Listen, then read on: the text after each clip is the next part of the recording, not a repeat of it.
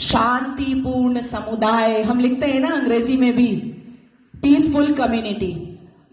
मीना कुमारी जी का एक गाना था, तेरी महफिल में दिल लगाकर हम भी देखेंगे।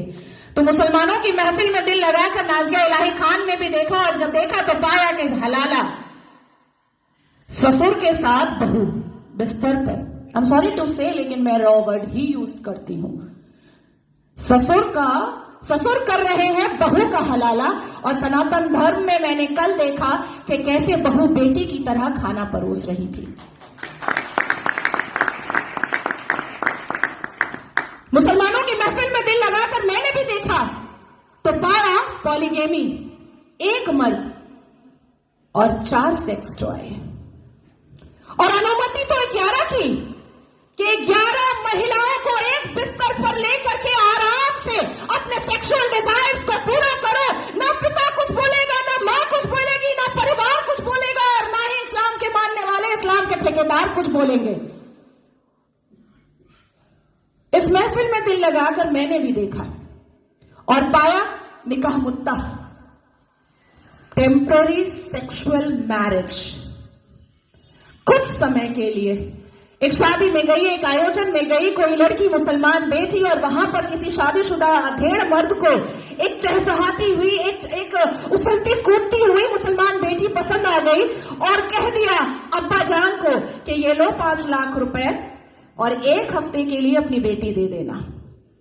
कॉन्ट्रैक्ट होता है, कॉन्ट्रैक्ट। हमने रजाकार के आखिरी मुखबिर असदुद्दीन अवैसी को सुना होगा कि निकाह इज अ कॉन्ट्रैक्ट मैरिज।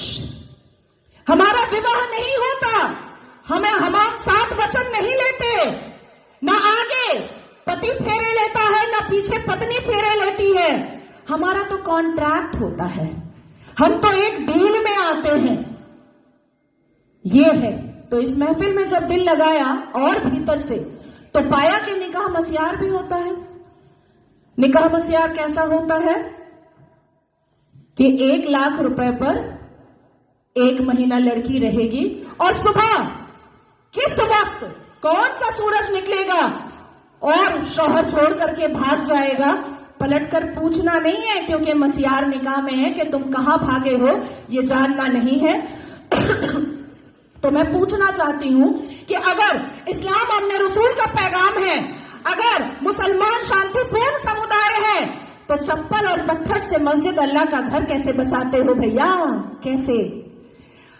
1947 से मुसलमानों ने अपने एक्टिविटी से, अपने बिहेवियर से ये लोगों को बताया है कि ये कोई अमने रसूल नहीं है, ये प्रॉफिट मोहम्मद सल्लल्लाहु अलैहि वसल्लम के फॉलोअर तो नहीं है, ये औरंगजेब के ठरकजेब हैं, ये मुगले आजम के जाहिले आजम हैं। बस इतना ही है इनका परिचय, इसके अलावा इनका परिचय कुछ भी नहीं है। शिक्षा बोलो नहीं लेंगे, इंसान बनने बोलो नहीं बनेंगे, कुछ पढ़ने बोलो नहीं पढ़ेंगे, कुछ करने बोलो नहीं करेंगे, लेकिन रेप करने बोलो तुरंत करेंगे, लव जिहाद करने बोलो तुरंत करेंगे, बम गोली बारूद फेंकने बोलो तुरंत फेंकेंगे, आतंक मचाने बोलो तुरंत बचाएंगे। आखिर क्या है इस समुदाय में, जो एक समुदाय पूरे दुनिया के सारे धर्म वालों को परेशान करके रखा है? आखिर क्या है राज उस आसमानी किताब का, उस अल कुरान का राज क्या है, जो मदरसों के अंदर छुप कर पढ़ाया जाता है, जो मजार के अंदर छुप कर करवाया जाता है, जो मस्जिदों के अंदर छुप कर सुनाया जाता है, जो घरों के अंदर तरबियत और तालीम में बताया जाता है?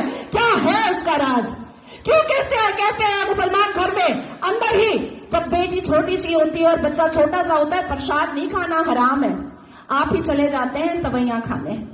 हमें बताया जाता है प्रसाद नहीं खाना हराम है, हमें बताया जाता है मंदिर के सामने खड़े नहीं होना, अल्लाह नाराज हो जाएगा, हमें बताया जाता है कि हिंदुओं के घर का पानी ना पीना, अल्लाह नाराज हो जाएगा, हमें बताया जाता है कि अपने जीवन साथी के लिए हिंदुओं को कभी मत चुनना, नहीं तो घर से, परिवार से बेदखल कर दी जाओगी।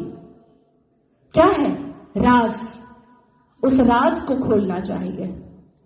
मैं जानती हूं कि सनातन धर्म के लोग जिस हिसाब से अपने रामायण, महाभारत, श्रीमद् भगवद गीता को पढ़ते हैं, उनके अंदर शांति होती है, उनके अंदर इंसानियत होती है, उनके अंदर माफी की तलबगारी होती है, मैं जानती हूं। लेकिन जिस गली जाना नहीं है उसका पता अब पूछना पड़ेगा।